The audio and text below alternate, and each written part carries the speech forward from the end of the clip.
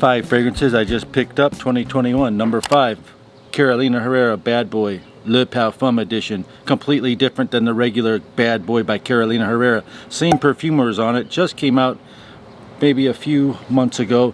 The fragrance was tested on my hand about 2 hours ago. Just a little squirt after showering, working out, this and that. It's still on there. It's amazing. This thing is going to be considered a beast mode fragrance. Need to do more testing. It's very elegant and thick, but Bad Boy effect. It has some leather in it, but you can't really taste the leather. It's more of a citrusy, and it has cannabis note in it that's pretty prominent, as opposed to 212 VIP Party Fever, where you would smell a cilantro green, almost almond nutty effect coming from the cannabis note. In here, it straight up smells like what you think that particular ingredient would smell like.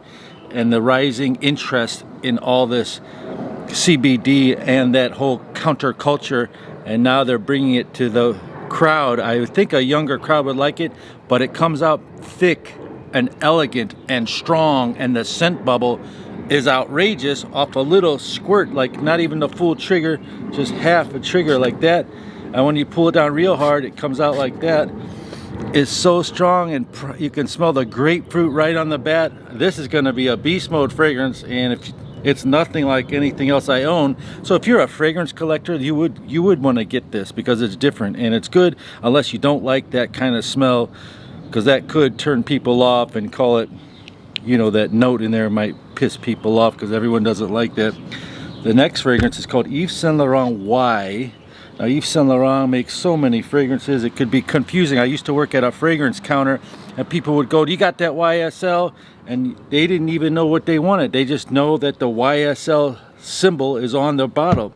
Well, this is called YSLY. Some of them wanted Y because Y came out in 2017, the first additional one, and then they come out with Y Eau de Parfum, and then so many others. I don't want to go through it, but this one's called Le Parfum. It's the newest one, and if you compare this to the Eau de Parfum, it goes in a completely different way. This one has the lavender, and it goes to a clean lavender scent, where the other one goes into that nice elegant. They're both very good, but this is a little bit cleaner and fresher.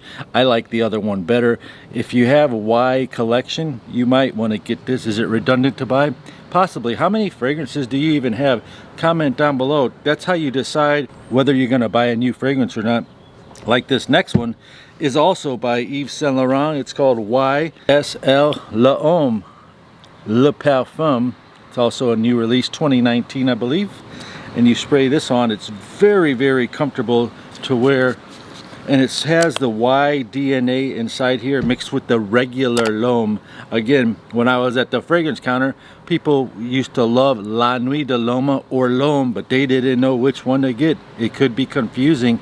There's so many YSL to choose from, but remember, there's a whole Y section, there's a whole L'Homme section, and there's a whole La Nuit de L'Homme section, in case you didn't know. This is a fragrance I would recommend you get. It's very pleasing and easy to wear, and I would also recommend you get it even if you have other blue fragrances, because it smells so good. I just love the smell, and it performs above average for me. Coming up next, in a couple more titles, I've got this new Ultra Blue Mont Blanc Explorer. I'll try to tell you the difference between the two, because this is the original one. And next I found this one called Abercrombie Fitch Authentic Night, which is a great fragrance.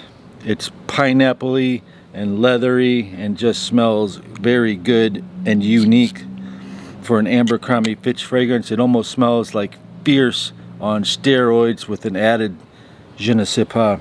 Mont Blanc Explorer Ultra Blue. Just tried it on half hour ago, first time. So these are like my first take, and I smell this instantly and I'm thinking, oh god, another blue fragrance. So here's a perfect example. If you already have blue fragrances in your collection, like Versace Eros or like Dolce & Gabbana Light Blue, you may not need to buy this fragrance, because it smells like almost every other blue fragrance. It does have its own unique DNA to it, and if you like the Mont Blanc Explorer brand and DNA, you will like this fragrance. Basically, when you compare the two of these, this one goes to the woody vetiver green notes, this one goes to the oceanic fresh notes. That's the difference. It does produce a clean, lavender, fresh, appealing, highly mass appealing complemented fragrance if that's what you want. But if you already have blue fragrances in your collection, at this point it's like a $90 fragrance or higher.